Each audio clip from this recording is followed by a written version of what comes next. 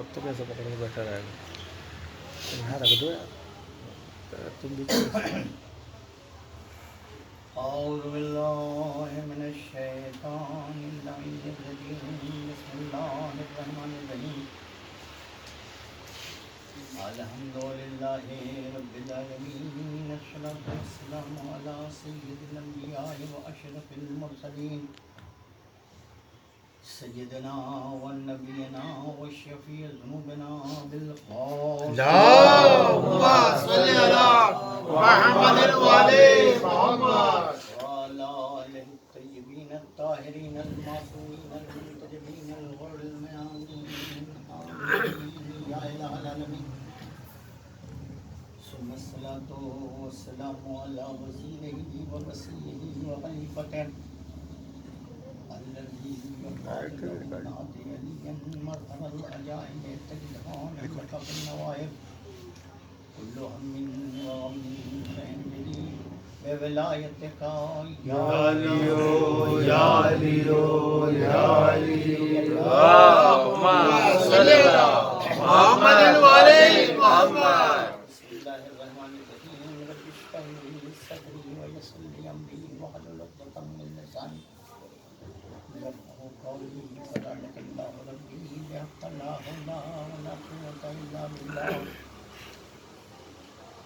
اما بعد قال الله الحكيم في القرآن الكريم بسم الله الرحمن الرحيم الله ولي الذين آمنوا يخرجهم من الظلمات إلى النور والذين كفروا أولياءهم الطاغوت يخرجونهم من النور إلى الظلمات أولئك أصحاب النار هم فيها خالدون صلوات اللهم صل على محمد وعلى محمد ایزان ایمان قرآن حکیم کے ان لازوال الفاظ کو آپ کی بہترین سماعتوں کی نظر کرنے کا شرف حاصل کیا ہے۔ کوشش اس بات کی ہے کہ قرآن کی اس آیت کو ہم سمجھیں اور اس آیت میں خلاق موجودات نے جو پیغام دیا ہے ہم کو اسے درک کریں۔ توجہ چاہتا ہوں، کل عرض کیا تھا آپ کی خدمت عالیہ میں کہ اللہ نے یہ کہا ہے کہ جو صاحب ایمان ہے ان کا ولی اللہ ہے، اور ولی کی پہچان یہ ہے کہ وہ انہیں ظلمات سے نکال کے نور کی طرف لے جاتا ہے۔ ایسا نہیں ہے کہ صرف صاحبان ایمان کا ولی ہے، بلکہ جو کفر کرنے والے ہیں، جو منکرین ہیں، جو دین کی راہ پر نہیں چلتے ہیں، وہ بھی ولی کے بغیر نہیں ہیں، ولی ان کا بھی ہے، ولی ان کا بھی ہے۔ ان کے اولیاء طاغوت ہیں کہ جو انہیں نور سے نکال کر ظلمات کی طرف لے جاتے ہیں۔ اولئک اصحاب النار ہم فیہا خالدون، یہی وہ لوگ ہیں کہ جو جہنمی ہیں اور یہ اس میں ہمیشہ رہیں گے۔ عزیزان ایمان، توجہ چاہتا ہوں، جو بات عرض کرنا چاہ رہا ہوں، قرآن حکیم کی اس آیت کریمہ میں خلاق موجودات نے یہ پیغام دیا ہے کہ دیکھو، یاد رکھو، تم کو ہم نے بغیر ہادی کے نہیں چھوڑا ہے۔ اللہ نے اس آیت کریمہ میں جو پیغام دیا ہے وہ پیغام یہ ہے کہ ہم نے تم کو ہادی کے بغیر نہیں چھوڑا ہے، ہم نے تمہاری ہدایت کا انتظام کیا ہے، اور جو تمہاری ہدایت کا انتظام کیا ہے اس لیے کہ تمہارے خالق ہم ہیں، ہم نے تم کو پیدا کیا ہے، ہم نے تم کو اس دنیا میں بھیجا ہے۔ اور یہ بات ہم جانتے ہیں کہ جو پیدا کرنے والا ہوتا ہے اپنی تخلیق کی ضرورتوں کو وہی جانتا ہے،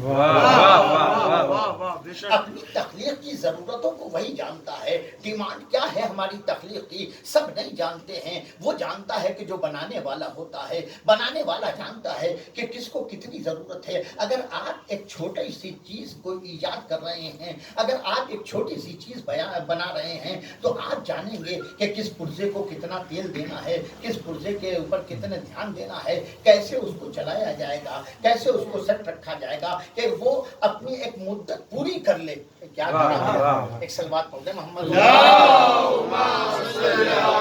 محمد والے محمد. واہ واہ واہ واہ سبحان اللہ. ہر خالق جانتا ہے کہ اس کی مخلوق کی ڈیمانڈ کیا ہے, اس کی ضرورت کیا ہے. خلاق موجودات انسان کا خالق ہے. خدا کی قسم یاد رکھیے گا, اللہ نے انسان کو خلق کیا ہے.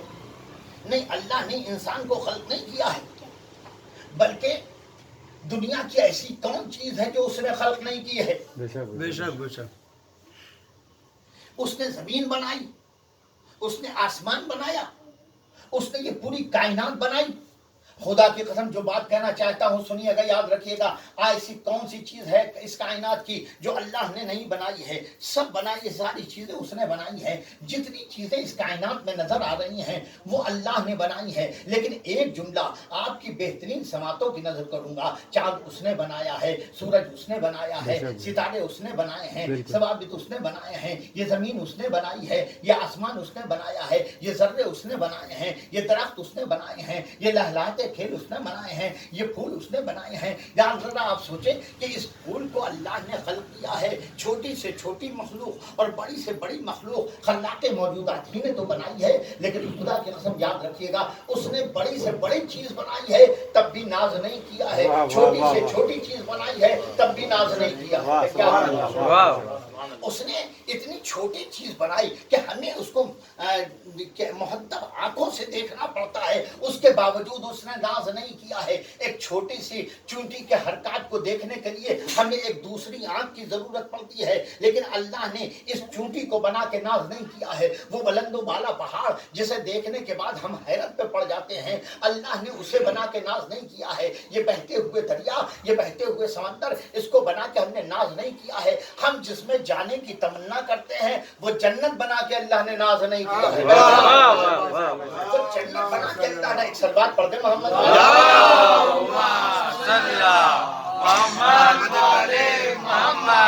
یہ اللہ نے ناز نہیں کیا ہے.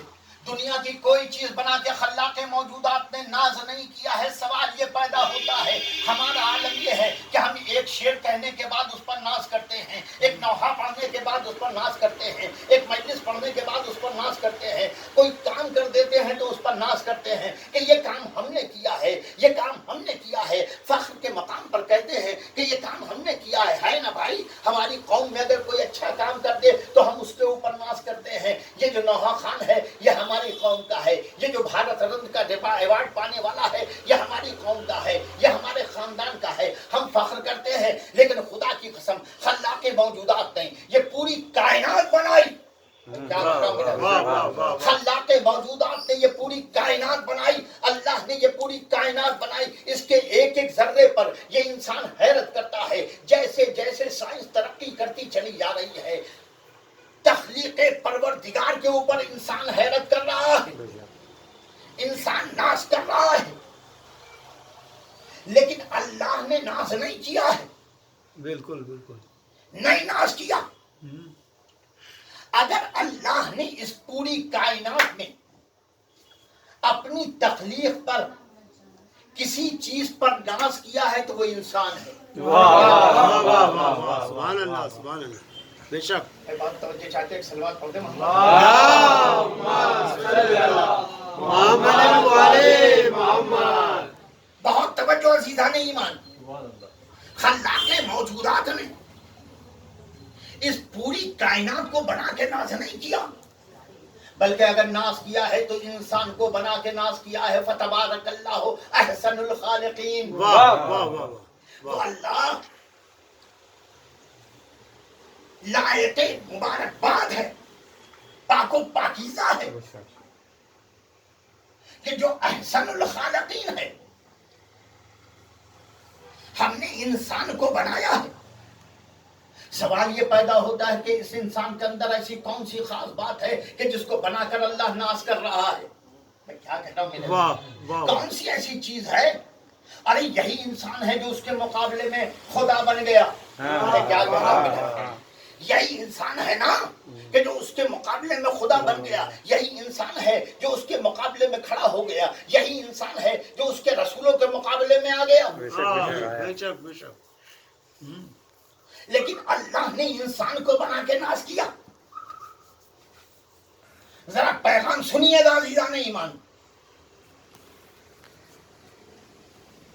اس نے انسان کو بنا کے ناز کیا جو اس کے مقابلے میں آ گیا، اور یہی نہیں کہتا رہا کہ انا ربکم الاعلی، میں تمہارا بڑا پروردگار ہوں،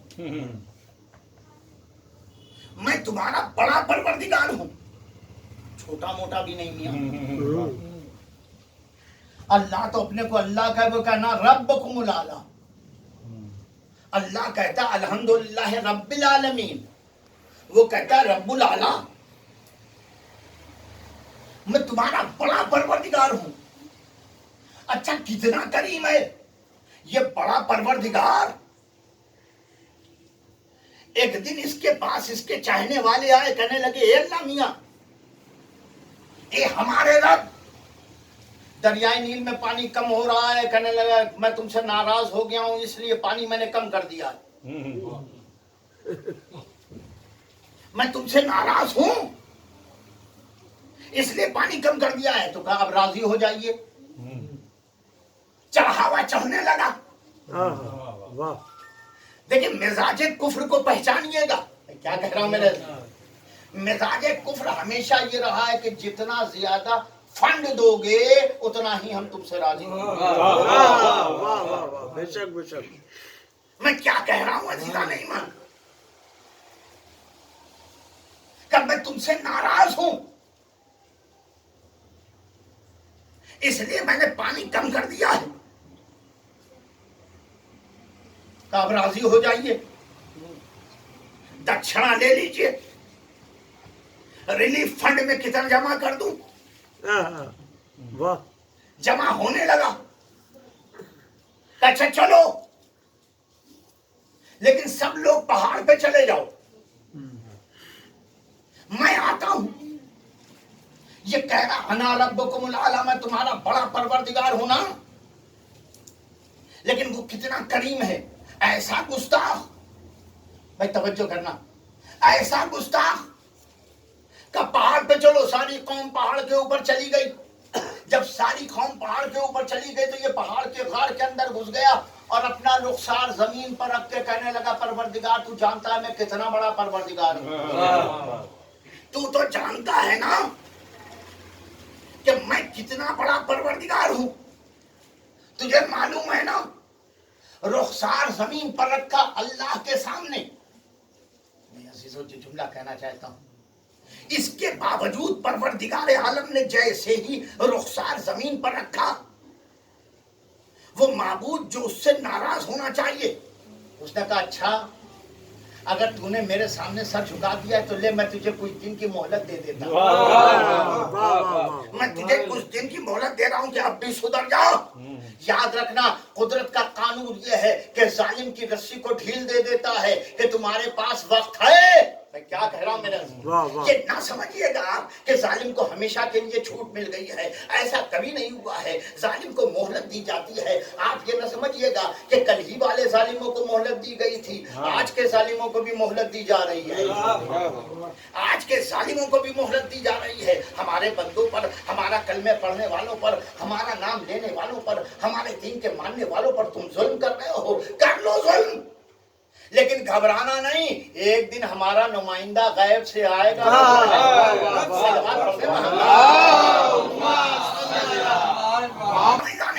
بے شک بے شک کہ معبود تو جانتا ہے میں کتنا بڑا پروردگار ہوں،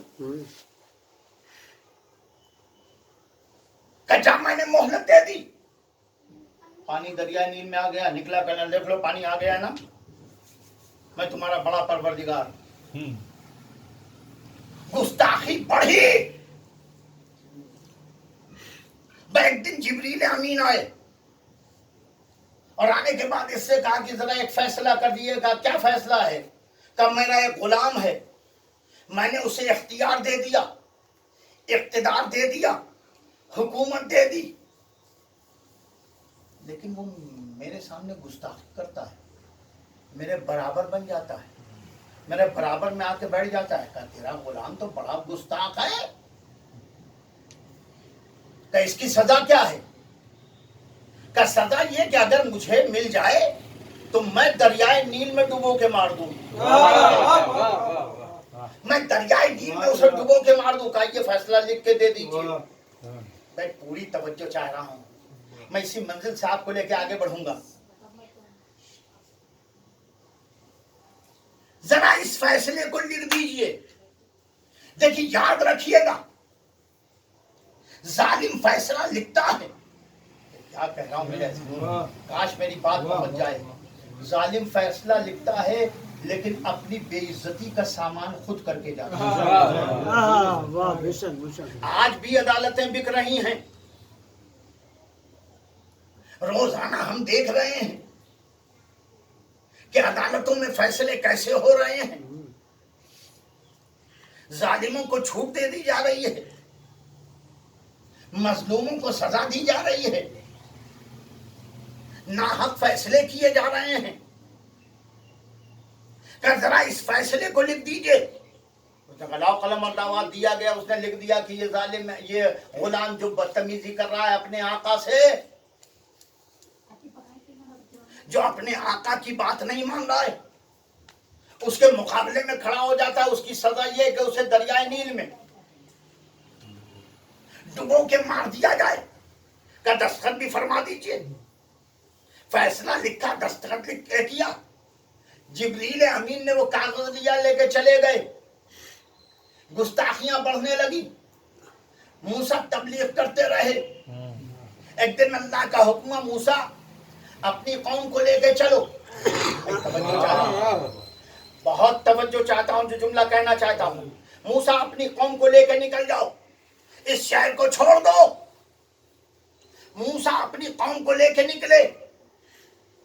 خبر ہو گئی اللہ میاں کو کہ وہ جا رہے ہیں. وہ پیچھے چلا، آگے آگے موسیٰ کی قوم، پیچھے پیچھے فرعون کا لشکر. دیکھو میں بحث نہیں کر رہا ہوں، اس منزل تک آؤں گا کسی دن، پھر یاد دلاؤں گا. قرآن نے یہ لکھا ہے کہ جب موسیٰ رود نیل میں پہنچے، قوم نے کہا کہ ہم 12 ہیں، ہمارے لیے 12 راستے بننے چاہیے. اللہ نے کہا عصا مارو. عصا مارا گیا، راستہ بنا، قوم چلی. جب قوم کی آخری فرد موسیٰ کی شکل میں دریا کے اندر پہنچی، اتنے میں فرعون اپنے لشکر کو لے کے پہنچا. اس نے دیکھا راستہ بنا ہوا ہے، نبی کا بنایا ہوا راستہ ہے. راستہ بنا ہوا ہے، اور وہ ہی نہیں بنا ہے بلکہ نبی کا بنایا ہوا راستہ ہے. لہذا اس نے دیکھا کہ راستہ بنایا ہے، چلنے لگا. ادھر مین منزل پر بیچ میں پہنچا. نہیں، تاریخ کو سمیٹ کے ایک جملہ کہوں، فرعون کے لشکر کا آخری آدمی رود نیل میں داخل ہوا. موسیٰ کے ساتھ جانے والے میں آخری آدمی رود نیل سے باہر نکلا. اللہ نے آواز دی، واق رکھنا آلا فرعون وانتم تنظرون. دیکھو ہم نے فرعون کی آل کو غرق کر دیا، حالانکہ تم نے یہ منظر اپنی آنکھوں سے دیکھا. میں نے کیا کہہ رہا ہوں، اپنی آنکھوں سے دیکھا کہ یہ منظر تمہاری نگاہوں کے سامنے تھا. عزیزان ایمان، ذرا آپ سوچیں، ایک نبی نے راستہ بنایا ہے، ایک رسول نے راستہ بنایا ہے، ایک پیغمبر نے راستہ بنایا ہے، اور اس راستے پر چلنے والا غرق ہو گیا. کیا کہہ رہا ہوں میرا، اس راستے پر چلنے والا غرق ہو گیا. اس کا مطلب یہ ہے کہ صرف نبی کے بنائے راستے پر چلنا کافی نہیں ہے. نبی کے بنائے راستے پر چلنا کافی نہیں ہے. اگر صرف نبی کے بنائے راستے پہ چلے تو ڈوب بھی سکتے ہو، ڈوب بھی سکتے ہو. اس راستے پر کامیابی کے ساتھ چلو گے کیسے؟ یہی تو وجہ تھی کہ نبی نے بتا دیا تھا کہ مسلو اہل بیتی کا مسئلہ سفینت نوح، ہماری اطرت، ہمارے اہل بیت نوح کا سفینہ ہے. یاد رکھنا، اگر تم کو ہمارے بنائے راستے پر چلنا ہے تو اکیلے نہیں چلنا ہے، اہل بیت کو ساتھ لے لو، کامیاب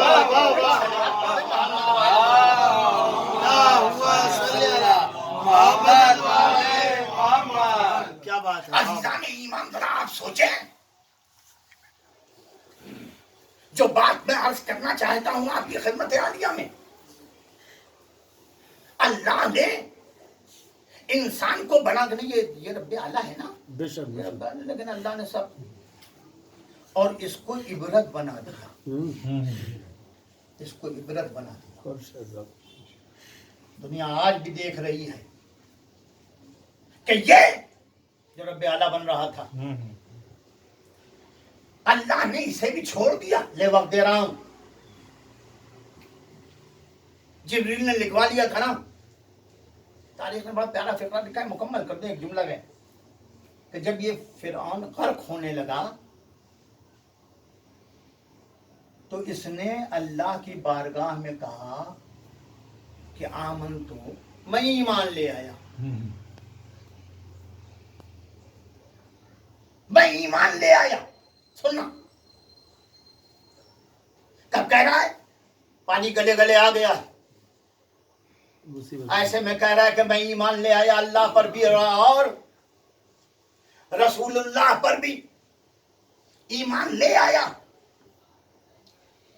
لیکن اللہ نے کہا کہ اے فرعون، کل تو تم گمراہی کر رہا تھا، کل تو تم اکڑ رہے تھے، کل تم میرے مقابلے میں کھڑا ہو رہا تھا، یہ آخری وقت کا ایمان قابل قبول نہیں ہے،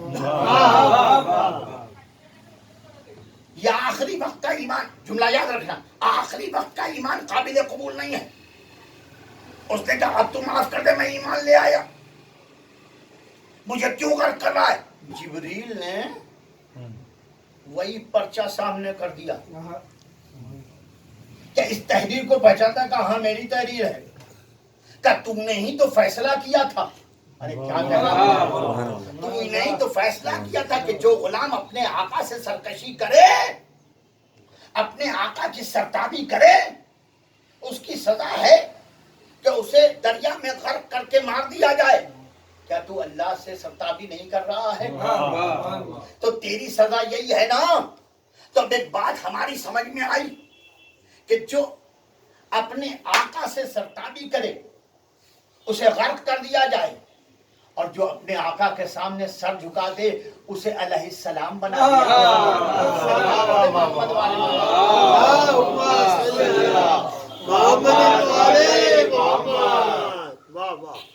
آخری وقت کا ایمان قابل قبول نہیں ہے۔ خلاق موجودات نے کہہ دیا ہے نا کہ اللہ ان لوگوں کا ولی ہے جو صاحب ایمان ہے۔ میں نے کل عرض کیا تھا آپ کی خدمت عالیہ میں، اور یہیں سے گفتگو کو آگے لے کے بڑھ رہا ہوں، آخری وقت کا ایمان قابل قبول نہیں ہے، یاد رکھنا۔ میں عرض کروں گا ایمان کے سلسلے میں جو آیتیں ہیں، اگر آپ پوری آیتیں یاد ہوں آپ کو تو صرف ایک آیت ہدیہ کر دوں عزیزان ایمان۔ اللہ نے آواز دی ہے احسب الناس ان یترکوا ان یقولوا آمنا وهم لا یفتنون، کیا لوگوں نے یہ سوچ لیا ہے کہ صرف اتنا کہہ دینے پر چھوڑ دیے جائیں گے کہ ہم ایمان لے آئے ہیں، اور کیا ان کو آزمایا نہیں جائے گا؟ بالکل بالکل، یعنی صاحب ایمان آزمایا جائے گا، صاحب ایمان آزمایا جائے گا۔ آپ گھبرائیں نہیں، یہ آزمائش کا دور ہے ہمارے لیے، ہاں بے شک بے شک، جلوس نہیں نکل سکتے، مجلسوں پہ پابندی ہے، کیا آزمائش کا دور ہے، اس سے گھبرانا نہیں چاہیے۔ ہم صاحب ایمان ہیں تو ہماری ذمہ داری ہے کہ ہم منزل امتحان میں ثبات قدم کا ثبوت دیں، اس سے گھبرائیں نہیں۔ یہ آج تو وبا کی وجہ سے ایسا ہو رہا ہے، ہم نے تو وہ دور دیکھا ہے، کل میں نے کہا تھا کہ بغداد کی دیواروں میں ہمارا خون شامل ہے، ہم نام علی لے نہیں سکتے تھے، نام حسین کے اوپر ہم آنسو نہیں بہا سکتے تھے۔ صاحب ایمان آزمایا جاتا ہے، مختلف طریقوں سے آزمایا جاتا ہے، کبھی اولاد کے ذریعے امتحان ہوتا ہے، کبھی بھوک کے ذریعے امتحان ہوتا ہے، کبھی پیاس کے ذریعے امتحان ہوتا ہے، کبھی ثمرات کے تلف ہو جانے سے امتحان ہوتا ہے۔ ایسا نہیں ہے کہ امتحان نہیں ہوگا، یہ بھی دور امتحان ہے کہ ہمیں اپنی تعداد کو معین کر کے مجلس کرنی پڑ رہی ہے، ہم زیادہ نہ ہو جائیں۔ لوگ منع کر رہے ہیں، لوگ روک رہے ہیں کہ بھائی آپ نہ آئیے، کل ہر ایک کہہ رہا تھا کہ آپ تشریف لے آئیے، ہاں بے شک بے شک، آج ہر ایک کہہ رہا ہے کہ نہ آئیے۔ اس سے ناراض نہ ہونا نوجوانوں، یہ امتحان کا دور ہے، اسے گزار لو، انشاءاللہ آئندہ سال ایسا نہیں ہوگا۔ آئندہ سال ہم کھل کے جیسے کرتے ہیں ویسے ہی مجلس کریں گے، ویسے ہی جلوس نکالیں گے، ویسے ہی ادا کا اہتمام کریں گے۔ لیکن عزیزان ایمان ایک جملہ کہنا چاہتا ہوں کہ ایمان میں پختگی ضروری ہے، بے شک بے شک، اور پختگی کیوں ضروری ہے کہ ایمان کچھ اور نہیں ہے۔ ابن عباس فرماتے ہیں مدینے میں، عزیزوں میں کیا کہہ رہا ہوں سنو، ابن عباس کو جانتے ہو نا، میں بہت دیر تک ابن عباس پڑھوں گا نہیں عزیزان ایمان، لیکن صرف 2 جملے سنانا چاہتا ہوں۔ ایک تو تاریخ میں یہ لکھا ہوا ہے کہ ابن عباس نے ایک دن مدینے کے بازار میں چلایا، اے مسلمانوں تم یہاں کیا کر رہے ہو؟ تم تو خریداری کر رہے ہو، سودا لے رہے ہو، بازار سے سامان خرید رہے ہو، اور وہاں مسجد نبوی میں میراث رسول تقسیم ہو رہی ہے۔ دیکھو بڑا خلفشار عہد حاضر میں آیا ہے۔ میں اس جگہ کا نام نہیں لینا چاہتا جہاں شہزادی فاطمۃ الزہرا کی توہین کی گئی، معاذ اللہ، جہاں کہا گیا کہ ان کا حق نہیں بنتا تھا۔ دیکھو ابن عباس علی کے پڑھائے ہوئے تھے نا، تو کس کس انداز سے اہل بیت کا دفاع کرتے تھے۔ کیا کہہ رہا ہوں میرے عزیز، کس انداز سے اہل بیت کا دفاع کرتے تھے۔ کہا گیا تھا نا حق نہیں ہے، تو اب تاریخ آواز دیتی ہے، واقعہ انہوں نے لکھا، پڑھ ہم رہے ہیں کہ ابن عباس نے مدینے کے بازار میں آواز دی، مسلمانوں تم تو سامان خریدنے میں مصروف ہو، یہ سودا خرید رہے ہو، اپنے لیے سامان خرید رہے ہو، دیکھو وہاں مسجد نبوی میں میراث رسول تقسیم ہو رہی ہے۔ بازار میں سناٹا ہو گیا۔ ارے کیا کہہ رہا ہوں میں، یقین جانو اگر ابھی یہاں اعلان ہو جائے کہ باہر 1,000 روپیہ تقسیم ہو رہا ہے، میں صرف مثال دے رہا ہوں، تو کوئی نہ رہے گا میرے علاوہ، بلکہ یہ ہو سکتا ہے کہ آپ سے پہلے میں ہی خود ہی چلا جاؤں۔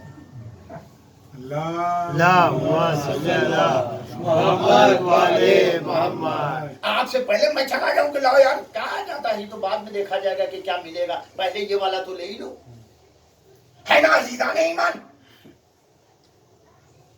تاریخ کہتی کہ ابن عباس نے جیسے ہی کہا کہ مدینے میں کہ بازار میں کہ مسلمانوں مسجد نبوی میں میراث رسول تقسیم ہو رہی ہے، سارے مسلمان خریداری چھوڑ کر، کیا بیچنے والا کیا خریدنے والا، سب کے سب دوڑتے ہوئے مسجد نبوی کی طرف بھاگے۔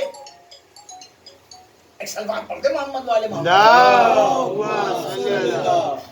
سارے مسلمان، بازار خالی، مارکیٹ میں سناٹا،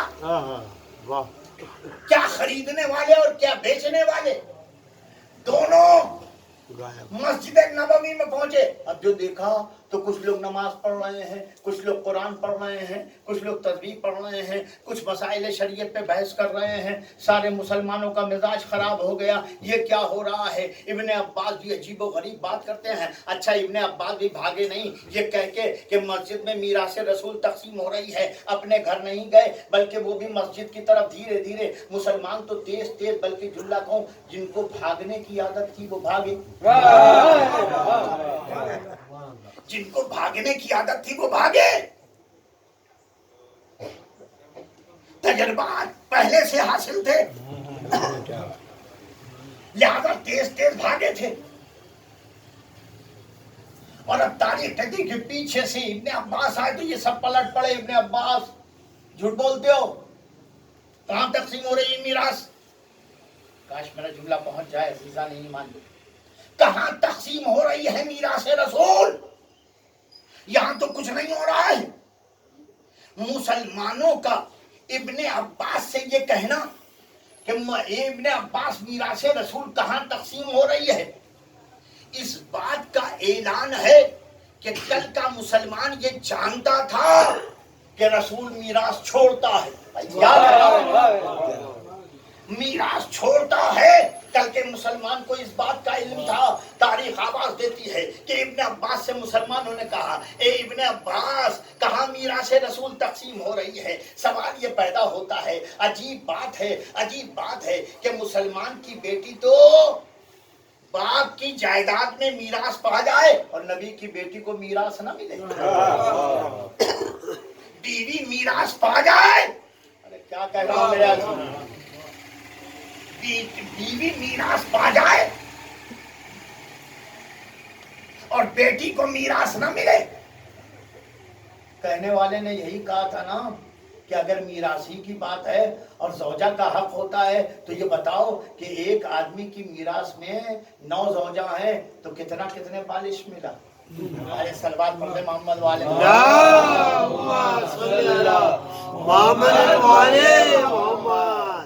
کہ بالش ملے گا یہ بتا دینا، اتنا ملے گا کہ ابا دفن نہیں ہو سکتے۔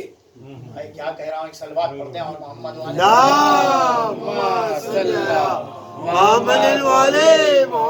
اب میرے عزیز جو بات مجھے کہنی ہے کہ کہاں میراث تقسیم ہو رہی ہے؟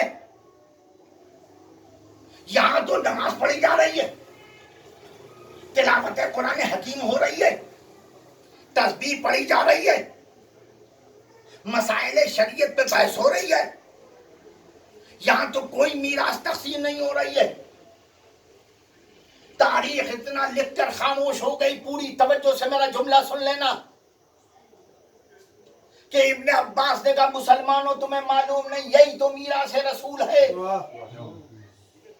یہی تو میراث رسول ہے کہ نماز پڑھو، قرآن کی تلاوت کرو، تسبیح پڑھو، مسائل شریعت پہ گفتگو کرو۔ تاریخ نے اتنا لکھ کر فل اسٹاپ لگا دیا، واقعہ ختم ہو گیا، لیکن تبصرہ کرنے کا حق ہمیں تو حاصل ہے نا۔ ہم نے کہا آپ یہی کہتے ہیں نا کہ رسول میراث چھوڑ کے نہیں جاتا، یہی میراث رسول ہے، یہ نماز میراث رسول ہے، کیا کہہ رہا ہوں، یہ قرآن کی تلاوت میراث رسول ہے، یہ مسائل شریعت پر بحث میراث رسول ہے، یہ تسبیح اللہ اللہ کرنا میراث رسول ہے۔ تو بھیا جو بھی میراث رسول ہے اس میں بیٹی کو حق دے دو، اس میں بیٹی کو حق دے دو، دو حق نہ، نماز پڑھو تو اس کے اندر اہل بیت پہ صلوات بھیجو، قرآن کی تلاوت کرو تو اہل بیت کی محبت دل میں رکھو، مسائل شریعت ان سے نہ لو، جو اہل بیت بتائیں اس پہ عمل کرو۔ صلوات پڑھتے محمد والے تکلے آرام۔ یہی ابن عباس، انہوں نے مدینے کے بازار میں ایک دن اور اعلان کیا، مسلمانوں قرآن میں علی کا ایک نام ایسا ہے جسے تم نہیں جانتے، ایک نام علی کا قرآن میں ایسا ہے جسے تم نہیں جانتے۔ دیکھیے یہ جن سے کہہ رہے تھے یہ ہمارے جیسے مولوی نہیں تھے کہ چاٹو کتاب پڑھ کے مولوی بن گئے، انہوں نے علی کو دیکھا تھا،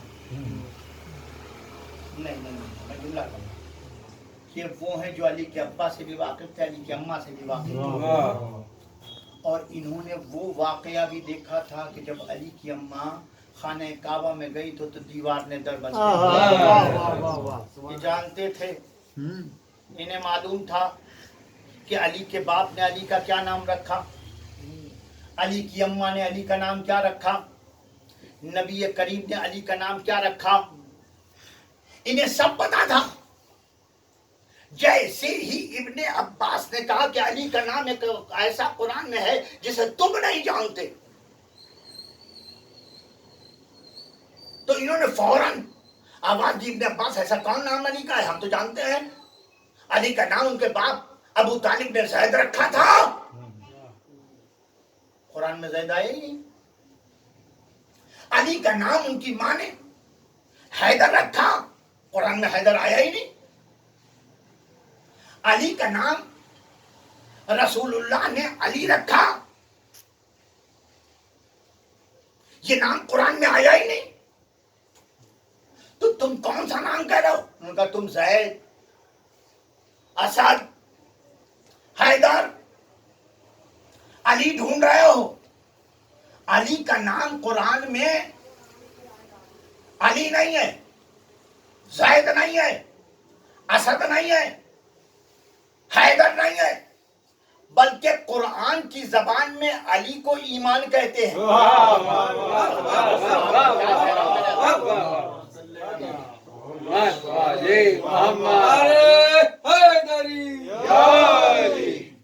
قرآن کی زبان میں علی کو ایمان کہتے ہیں. تو اب ایک بات سمجھ میں آئی نا کہ جب ایمان علی کو کہتے ہیں تو اب جو علی کو نہ مانے, جب ایمان علی کو کہتے ہیں تو جو علی کو نہیں مان رہا ہے, جو علی پر ایمان نہیں رکھ رہا ہے, یاد رکھنا کہ جو علی کو نہیں مانے گا, ہم کچھ کہتے نہیں ہیں, اولیاءہم الطاغوت, ومن یکفر بالطاغوت. یاد رکھنا عزیزان ایمان, علی کو ایمان کہتے ہیں. جب ابن عباس نے یہ فیصلہ کر دیا کہ علی ایمان ہے, تو اب جو بھی ایمان کی بات کرے گا, میں ایک جملہ کہوں بھیا, ہم علی کے اوپر ایمان رکھیں تو مومن بن جائیں, اور جس نے ایمان کو اس دنیا کو دے دیا, مجھے کیا کہہ رہا میرا, جس نے اس دنیا کو ایمان دیا. آپ سوچ رہے ہو کہ یہ کیا کہہ رہے ہیں مولانا کہ دنیا کو ایمان دیا؟ بھائی دیا نا, اللہ نے آواز دی. دیکھو یاد رکھنا, یہ آخری وقت کا ایمان قابل قبول نہیں ہے, اور یہاں مسلمان آواز دیتے ہیں وہ آخری وقت رسول اللہ کہہ رہے تھے اے چچا کلمہ پڑھ لیجئے.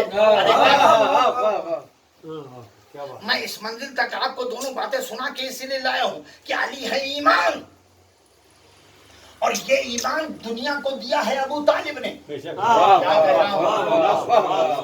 یہ ایمان دیا ہے دنیا کو ابو طالب نے. جس نے ایمان دیا, مولوی کلمہ رٹا دے تو ساری زندگی اس کا احترام ہوتا ہے. ہمارے مولوی صاحب ہیں, ہے نا بھائی, اگر ہم نے آپ کے بچے کو کلمہ رٹا دیا تو آپ بھی یاد رکھتے ہیں, وہ بچہ اور وہ بچی جس کو میں نے پڑھایا وہ بھی یاد رکھتا ہے کہ ہم کو مولوی صاحب نے کلمہ رٹایا تھا, مولوی صاحب ہم لوگ کو پڑھانے کے لیے آتے تھے. بڑی عجیب بات ہے, ایک مولوی کلمہ رٹا دے, ایک مولوی ایمان کی بات بتا دے تو اسے یاد رکھا جائے, اور جو کلے ایمان دے دے, جو کلے ایمان دے دے اسی کو کافر. اسی کے سلسلے میں کہہ دیا گیا کہ وہ کافر نہیں تھا, وہ کافر تھا, وہ صاحب ایمان نہیں تھا. کیوں کافر تھا؟ اس لیے کہ رسول اللہ آخری وقت اپنے چچا ابو طالب سے کہہ رہے تھے اے چچا کلمہ پڑھ لیجئے, اور انہوں نے کہا ہم کلمہ نہیں پڑھیں گے. اللہ نے مثال قرآن میں بیان کر دی کہ یہ آخری وقت کا ایمان قابل قبول نہیں ہے, آخری وقت کا ایمان قابل قبول نہیں ہے. تو سوال پیدا ہوتا ہے کہ نبی اپنے چچا سے کیسے کہہ رہے تھے؟ اب جو بات کہنے جا رہا ہوں اسے ذہن کے اندر رکھنا. تاریخ نے آواز دی, مسلمانوں نے بیان کیا کہ رسول اللہ نے آخری وقت, مسلمانوں نے کہا کہ رسول اللہ نے آخری وقت اپنے چچا کے کان میں کہا کہ اے چچا کلمہ پڑھ لیے. انہوں نے کہا میں کلمہ نہیں پڑھوں گا, میں تو اپنے آبا و اجداد کے دین پر اس دنیا سے جا رہا ہوں. یہ بات مسلمانوں کو بتائی کس نے؟ سبحان اللہ. کس نے بتائی؟ وہی ابن عباس. وہی لے کے آئے کہ گھر والے تھے ابن عباس. اچھا اگر کہیں باہر کا راوی لاتے تو فوراً پوچھا جاتا آپ وہاں کیا کر رہے تھے, آپ گھر کے اندر کیسے گھس گئے؟ لہذا لائے کس کو؟ ابن عباس کو. اور کہا ابن عباس نے کہا کہ میں وہاں موجود تھا جب نبی چچا سے کہہ رہے تھے کہ کلمہ پڑھ لیجئے. آپ ذرا دیکھیے، میں جملہ کہنا چاہتا ہوں، توجہ کیجئے کہ جو بات کہنا چاہتا ہوں. دیکھیے کبھی کبھی اسلام جو ہے